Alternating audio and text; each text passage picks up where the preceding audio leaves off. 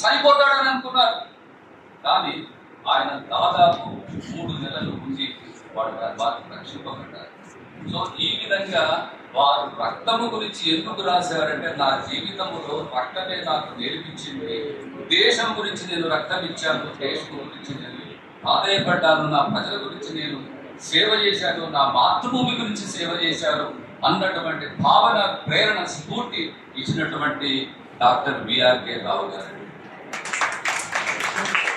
వారు air force నుండి వచ్చేసిన తర్వాత కూడా వారు దాని తర్వాత ఏం చేశారు? స్వెట్ అన్నారు. What is the sweat? రక్తాన్ని నేను చెమటగా మార్చాడు. ఎలా చెమటగా మార్చాడు? ఎయిర్ ఫోర్స్ నుండి వచ్చిన తర్వాత ఆయన employment I must give it to the people, I will not seek employment, I will give employment to the people అనేసి వచ్చేసి వారు ఎజైల్ సంస్థని ప్రారంభించి ఈరోజు మిత్రులారా 30,000 మంది కార్మికులు, 30,000 సెక్యూరిటీ స్టాఫ్ ని ఇళ్లలో వెలుతురు నింపాడు అంటే శ్రీ బిఆర్కే రావు. జీవితాన్ని మార్చుకొని వచ్చినటువంటి శ్రీ బిఆర్కే రావుకి, నా గురువు గారికి నేను వందనాలు సమర్పించుకుంటూ నాకు ఇచ్చినటువంటి సమయాన్ని. బోలో భారత్ మాతా కీ, బోలో భారత్ మాతా కీ. గురు శిష్యులు, తల్లిదండ్రులు అందరికీ కూడా నా హృదయపూర్వక నమస్కారాలు. పుస్తకం బాగా ప్రతి అక్షరం బాగా చదివినట్టున్నారు అశోక్ గారు. నేను చెప్పాల్సిందంతా ఆయన చెప్పేశారు. ముఖ్యంగా చిన్నప్పుడే తల్లిదండ్రులను కోల్పోయి 8 ఏళ్ల వయసులో రోడ్డు మీద ఉన్నటువంటి నేను ఈరోజు మీ అందరి ముందు కూర్చొని మాట్లాడగలుగుతున్నానంటే దానికి ఇక నేను కృషి అని ప్రత్యేకంగా చెప్పలేను, కానీ ఎన్నో కార్యక్రమాలు కూడా ఉన్నాయి. దానికి హార్డ్ వర్క్ ఒకటే సరిపోదండి. ముఖ్యంగా శిష్యులందరికీ చెప్తున్నాను, కష్టపడి పనిచేసినందుకు మాత్రమే మీకు ఫలితం దక్కదు. ఇంకా ఎన్నో విషయాలు ఉన్నాయి. ప్రోత్సాహం ఉండాలి, అదృష్టం ఉండాలి. మిమ్మల్ని ఇవాళ సమాజంలో ముందుకు తీసుకెళ్లే వాళ్ళకన్నా కిందకు లాగేవాళ్ళు ఎక్కువ మంది ఉన్నారు. వాళ్ళందరినీ తట్టుకుని మీరు ముందుకు వెళ్ళగలగాలి. దేశం కోసం 1971లో యుద్ధంలో పాల్గొని పాకిస్తాన్ బుల్లెట్ ని, దాని అవశేషాలను ఇక్కడ దాచుకున్న నేను 76వ సంవత్సరంలో గడుపుతున్నాను. ఇప్పుడు నేను ఇలా ఆరోగ్యంగా ఉండడానికి కారణం మా సన్నిహితులు, స్నేహితులు, పెద్దలు, కుటుంబ సభ్యులు అందరూ ఇచ్చినటువంటి ప్రోత్సాహం అండి. గురువులు అందరూ కూడా మనకి ఇవాళ ఎలా ఉందో సమాజంలో చూస్తున్నాం. ఎన్నో రకాల కార్యక్రమాలు జరుగుతున్నాయి. ఈ నేపథ్యంలో నేను చిన్నప్పుడు జరిగినటువంటి చిన్న సంఘటన మీ ముందు ఉంచుతాను. 14వ ఎక్కువ కింద నుంచి పైదాకా చెప్పాలి. దాదాపు 60 రోజులు బట్టి నాకు రాలేదు. మా గురువు గారు లెక్కల మాస్టారు పిలిచి బాగా గట్టిగా తొడపాసం పెట్టారు. ఆ తొడపాసం రంగు ఎర్రగా మారి ఇంటికి వెళ్ళిన తర్వాత స్నానం చేసేటప్పుడు మా ఇంట్లో వాళ్ళు అడిగితే, అప్పటికే తల్లిదండ్రులు లేరు, అడిగితే చెప్పాను అన్నమాట. చుట్టాలతో పెరిగాను నేను. సో వాళ్ళు వచ్చి నేను మాట్లాడతాను ప్రిన్సిపాల్ గారితో అని చెప్పి వచ్చారు కాలేజీకి. వచ్చి వాళ్ళిద్దరూ బహుశా ప్రిన్సిపాల్ గారిని మందలిస్తారేమో, లేకపోతే గురువు గారిని ఏమన్నా చెప్తారేమో, అలా మీరు చేయకూడదండి పిల్లలు కదా చెప్పండి అంటారేమో అనుకున్నాను నేను. ఆయన లోపల వీళ్ళు చెప్పింది నా తర్వాత తెలిసింది ఏంటంటే, ఇంకో తొడందు లేదంటే దానికి కూడా బాగా భాష పెట్టండి, వాడు ఇంగ్లీష్లో వాడు వీకారు. సో అలా గురువులు మనని బాగా రుద్ది ఈ స్టేజ్కి తీసుకొచ్చారు. కానీ ఇవాళ అలా లేదండి. ఏ స్కూల్లో కూడా, ఏ పాఠశాలలో కూడా, ఏ కాలేజీలో కూడా మందలించడానికి కూడా ఆస్కారం తక్కువే. అలా తయారైంది సమాజం. మన పిల్లలు అలా తయారయ్యారు. మందలించందే, కఠినంగా శిక్షించిందే ఏ విద్య కూడా అబ్బదండి. ఓకే, వాడు కూడా పెద్ద పెద్ద స్కాలర్స్ తయారవుతున్నారు. ప్రతి మనిషి వెనుక ఒక గురువు ఉన్నాడు. మీ మోదీ గారు కానివ్వండి, అబ్దుల్ కలాం గారు కానివ్వండి, ఎవరి వెనకైనా గురువు ఉన్నారు. ప్రతి గురువు ఒకప్పుడు విద్యార్థి. సో ఇలా మనం ఇవాళ సమాజాన్ని దృష్టిలో పెట్టుకుని చూస్తే కనుక కొన్ని సవరణలు చేసుకోవాల్సి ఉంది, చిన్న చిన్నవి. నా ఫీలింగ్ అది. తప్పకుండా ప్రతి విద్యార్థి కూడా చిన్న చిన్న ఎండలో నుంచోబెట్టకపోయినా, బెంచ్ మీద నిలబెట్టకపోయినా మందలింపు అనేది అవసరం. సక్రమమైన మార్గంలో పెట్టడానికి ఎన్నో రకాలైన సూచనలు ఇవ్వాల్సి ఉంటుంది. ఆ సూచనలు గురువు ద్వారానే, తల్లిదండ్రుల దగ్గర కన్నా గురువు గారి దగ్గర ఎక్కువ నేర్చుకునే అవకాశం ఉంది శిష్యుడికి. సో మనం కొంత పట్టుబడి పెట్టుకొని ప్రతిదానికి మన సంస్థలు ఉన్నాయి. మా పైన ఇలా అంటారంట, అది ఇవన్నీ కూడా crash. I don't believe in that. So మనం నేర్చుకోవాలి అంటే గురువు గారి సూచనలు పాటించాలి. ఆయన చెప్పే విధానాన్ని, ఆయన కఠినంగా హార్ష్గా మాట్లాడినా అది మనం స్వీకరించాలి. ఎవరి కోసం? మన బాగు కోసమే కదా. సో ఇవన్నీ కొంచెం చిన్న నా అభిప్రాయాలు మీకు ముందుంచాను. నేను స్వయంగా నా భార్య క్యాన్సర్ హాస్పిటల్లో ఇబ్బంది పడుతున్నప్పుడు పక్కన కూర్చుని దాదాపు రోజుకి 20 గంటలు 2 సంవత్సరాలు రాశాను ఆ పుస్తకం. అందరూ చదవండి ప్లీజ్. మీకు అమెజాన్లో కూడా దొరుకుతుంది. మీకు ప్రతి పేజీ కూడా మీకు ఇన్స్పిరేషనల్గా ఉంటుంది. నా మనసులో ఉన్న ప్రతి మాట దాదాపు కన్నీరు పార్చుకుంటూ రాశాను అనమాట. ఎందుకంటే దానిలో కొన్ని సంఘటనలు డెఫినెట్గా మిమ్మల్ని ఏడిపిస్తాయి. రాత్రిపూట 2ంటికి కూడా ఫోన్ చేసిన వాడు ఉన్నారు. ఏంటి ఇలా రాశారు, మీ జీవితం ఇలాంటిదా, మిమ్మల్ని చూసి మేము ఏదో పెద్ద జమీందార్ ఫ్యామిలీ అనుకున్నాం.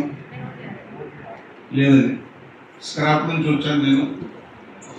ఇవాళ 32,000 మంది, ఆయన చెప్పినట్టుగా 32,000 మంది నా చేతి మీద బతుకుతున్నారు. అంటే ఒక ఫ్యామిలీకి నలుగురు ఉన్నా కూడా 1,00,000 మంది పైన నా గొడుగు కింద 3 పూట్ల భోంచేయగలుగుతున్నారు. ఆ తృప్తి చాలండి. నాకేం పెద్ద ఆస్తిపాస్తులు అవసరం లేదు. జీవితం సారాంశం నేర్పింది నాకేంటంటే నలుగురికి ఉపయోగపడే విధంగా ఉండాలి అని నేను నేర్చుకున్నది. ఈరోజు ఈ కార్యక్రమానికి పిలిచి నన్ను ఆదరించినటువంటి పెద్దలందరికీ కూడా పేరు పేరున నమస్కరిస్తూ అభినందనలు చెప్తూ ఇంతకు ముగిస్తున్నాను. Thank you. భారత వికాస్ పరిషత్ ఆధ్వర్యంలోని కాళీగుంట షాపులో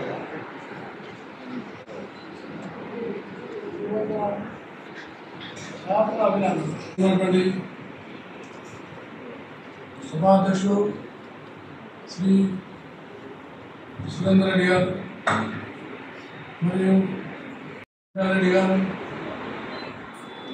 అలాగే మనం చాలా అందరికీ ఆదర్శమైనటువంటి డాక్టర్ విఆర్కే రావు గారు, అలాగే ఇద్దరు డాక్టర్ ఎస్ అమరేందర్ రెడ్డి గారు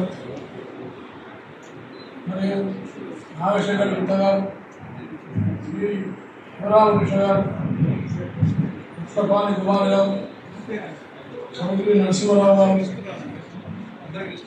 భారత అశోక్ గారు, బాలభారతి గారు, శ్రీ వై చంద్రశేఖర్ గారు, మీద అనేక మంది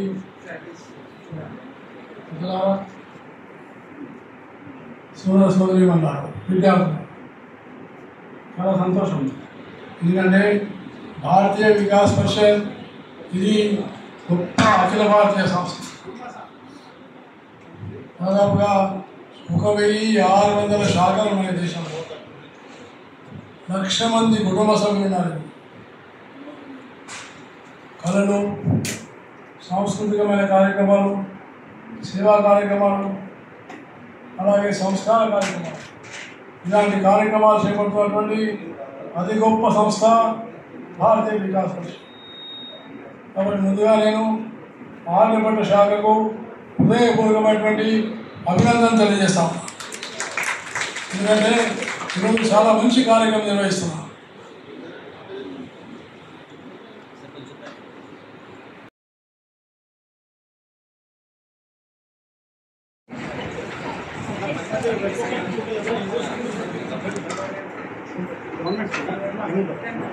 అయ్యా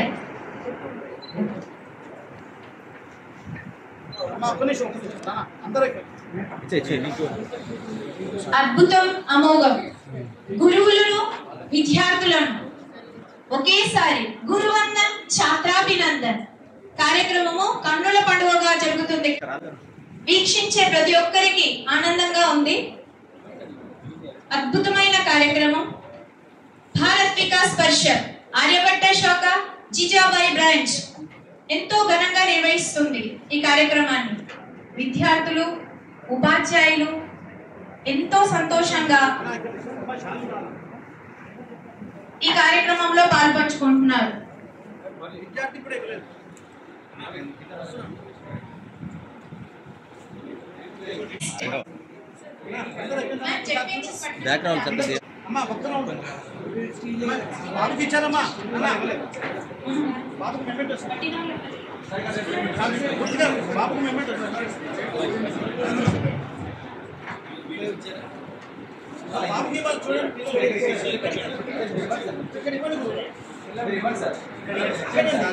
ఏమైనా రెడీగా ఉండాలి. Valli high school, Shaikpet, Indian people high school, Dargah, MPHS, Kokapet, Gitanjali Olympiad రెడీగా ఉండాలి ఇక్కడికి.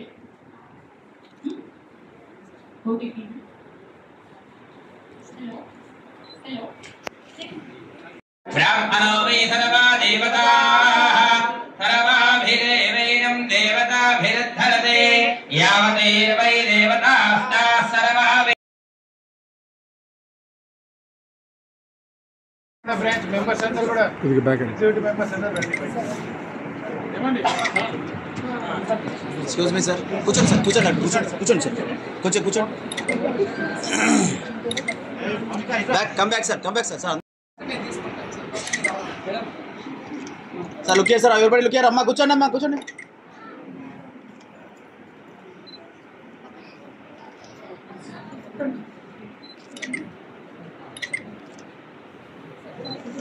రైట్.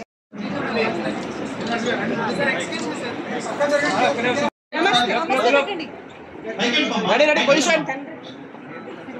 మేడం చూడు ఒకసారి, చేతులు వెనక వెళ్ళిపోయి కెమెరా చూడమని. Camera straight.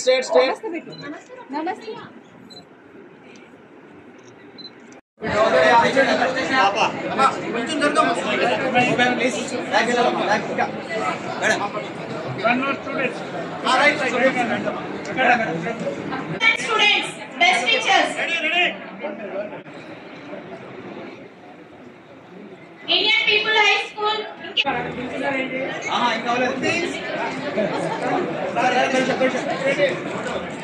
Devguru School, Swati High School.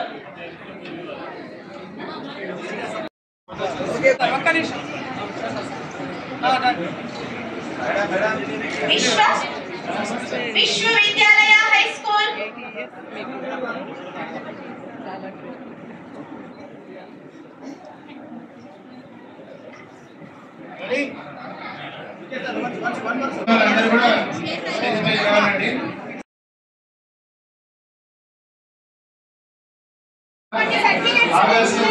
దాని తర్వాత భోజనానికి వెళ్ళాల్సిందిగా కోరుతున్నాం. మరి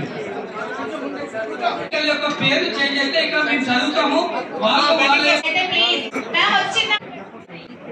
శాంతి.